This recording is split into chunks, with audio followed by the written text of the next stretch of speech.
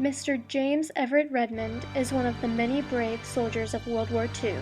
In a time of fear and darkness, Mr. Redmond kept a clear mind, and now he is here to share his story with us.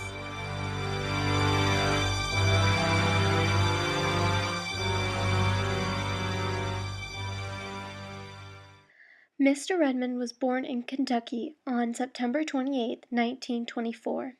He grew up in the Great Depression, where money was scarce and a good meal was hard to find.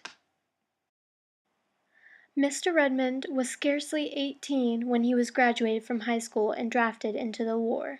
And so they sent a notice out to any young student that was going to be 18 in September was to be graduated.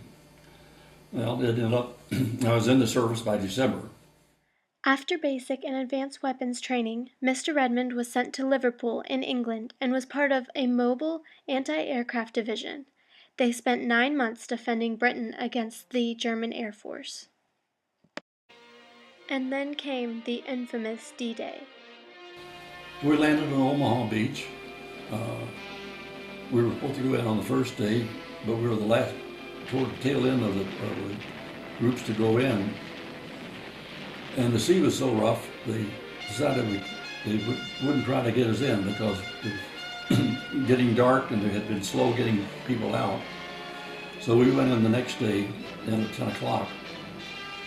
And the sea was still rough, and so they couldn't take our big guns. They said they'd have to get them to us later. So they just gave us all a rifle and took us in and dumped us on the shore. The big one happened there in Normandy at that time.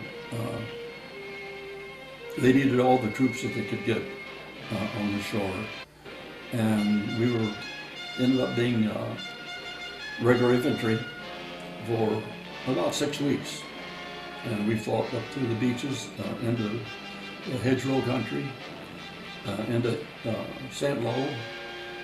And then finally Patton came aboard and we joined up with him and went down the Brest Peninsula and back up through Germany to the outside of Paris, then up into the Hürtgen Forest. The war was very hard on the mind and soul. Luckily, Mr. Redmond had a few secrets to keep up his morale. One of these secrets being a German camera that he found while on the move, and the other, his girlfriend back home. He said the camera was like his journal, documenting the war from his perspective. Mr. Redmond also had his girlfriend, Mary Ann, who waited at home for his return. She wrote to him every day during the war. He received over 1,200 letters from her. World War II was violent and full of rage. Even the bravest soldiers were scared during battle. It's hard to describe fear or being afraid because they're different. Being afraid, you can still make a decision, usually. But when you're fearful, your decisions are distorted, they're not made right. And I realized that despite anything I could do, if somebody was going to shoot me or kill me, it was going to happen. I couldn't do anything about it. The best thing I could do was to do my job, to be the soldier that they wanted me to be, and go through the war knowing that if I was going to get out, if I was going to make it, I would return home to my girlfriend and we would get married. This year, Mr. Redmond took a trip back to Normandy to see the exact same places where he had set foot years before. He explored exactly what he had went through during the war. Mr. Redmond served with George Patton's 3rd Army, Omar Bradley's 1st Army, and he also served with the 445th Mobile Anti-Aircraft Artillery Battery B Gun Crew 8.